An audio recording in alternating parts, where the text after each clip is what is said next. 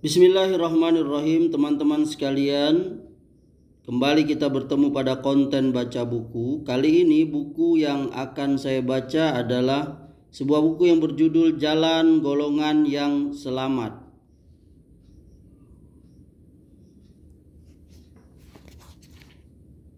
Judul asli buku ini adalah Minhaj al-Firqah an-Najiyah wa at-Taifah al-Mansurah.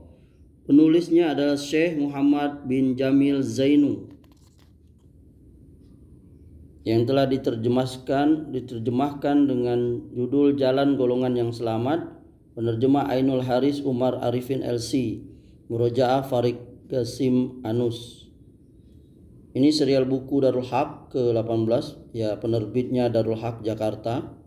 Yang saya miliki ini adalah cetakan Muharram 1444 Hijriah. Saya akan membacakan buku ini, yakni pada halaman 178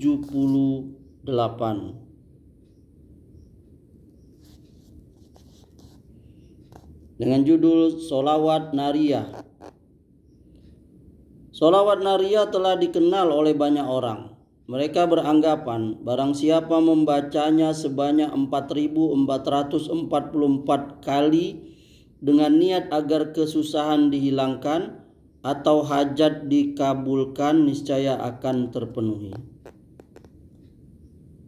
Ini adalah anggapan batil yang tidak berdasar sama sekali, apalagi jika kita mengetahui lafaz bacaannya serta kandungan syirik yang ada di dalamnya. Secara lengkap lafaz sholawat nariyah itu adalah sebagai berikut. Allahumma sholli sholatan kalimatan wa sallim salamatan tamman ala sayyidina Muhammad, dan seterusnya, ya. Yang saya garis merah ini allazi tanhallu bihil uqadu. Artinya, ya Allah, limpahkanlah keberkahan dengan keberkahan yang sempurna, dan limpahkanlah keselamatan dengan keselamatan yang sempurna untuk penghulu kami Muhammad, yang dengan beliau terurai segala ikatan, hilang segala kesedihan, dipenuhi segala kebutuhan, dicapai segala keinginan dan kesudahan yang baik, serta minta hujan dengan wajahnya yang mulia, dan semoga pula dilimpahkan untuk segenap keluarga dan sahabatnya sebanyak hitungan setiap yang engkau ketahui. 1. Akidah tauhid yang kepadanya Al-Quranul Karim menyeru, dan yang dengannya Rasulullah SAW mengajarkan kita, menegaskan kepada setiap muslim agar meyakini bahwa hanya Allah semata yang kuasa menguraikan segala ikatan, yang menghilangkan segala kesedihan, yang memenuhi segala kebutuhan dan memberi apa yang diminta oleh manusia ketika ia berdoa. Setiap muslim tidak boleh berdoa dan memohon kepada selain Allah untuk menghilangkan kesedihan dan menyembuhkan penyakitnya. Bahkan meski yang dimintanya adalah seorang malaikat yang diutus atau nabi yang dekat kepada Allah. Al-Quran mengingkari doa kepada selain Allah, baik kepada para rasul atau wali. Allah berfirman, yang artinya, katakanlah, panggillah mereka yang kamu anggap Tuhan selain Allah, maka mereka tidak akan mempunyai kekuasaan untuk menghilangkan bahaya darimu dan tidak pula memindahkannya. Orang-orang yang mereka seru itu mereka sendiri mencari jalan kepada Rabb mereka.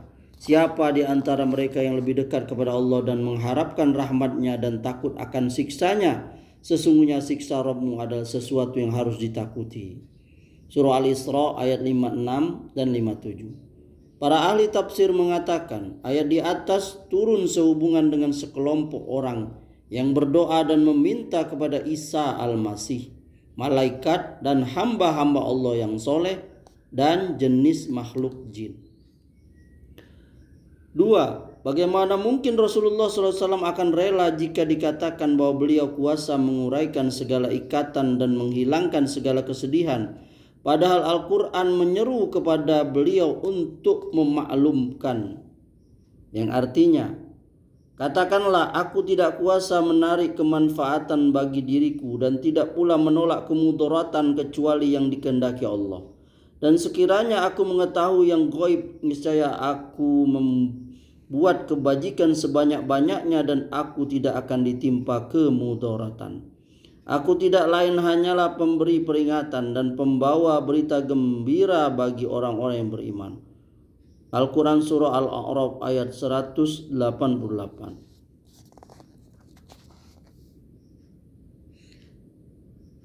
Artinya, dan seorang laki-laki datang kepada Rasulullah SAW, lalu dia berkata kepada beliau, atas kehendak Allah dan kehendakmu.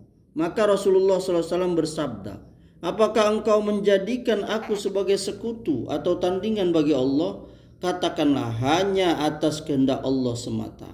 Hadis riwayat An-Nasai dengan sanad sahih. Di samping itu, di akhir lafaz sholawat nariyah tersebut terdapat pembatasan dalam masalah ilmu-ilmu Allah. Ini adalah suatu kesalahan besar.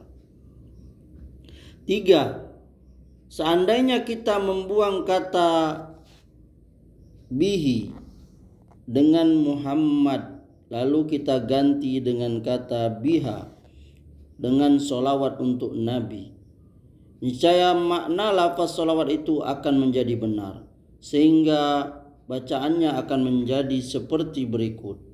Allahumma sholli sholatan kamilatan wa sallim salaman taman ala Muhammadillati tanhallu bihal uqadu. Ya Allah, limpahkanlah keberkahan dengan keberkahan yang sempurna, dan limpahkanlah keselamatan dengan keselamatan yang sempurna untuk Muhammad, yang dengan sholawat itu diuraikan segala ikatan. Hal itu dibenarkan karena bersolawat untuk Nabi SAW adalah ibadah, dan kita boleh bertawassul dengannya agar dihilangkan segala kesedihan dan kesusahan. 4. Kenapa kita membaca sholawat-sholawat bid'ah yang merupakan perkataan manusia?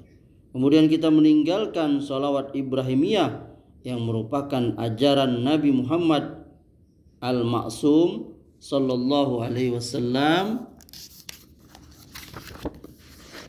Semoga bermanfaat.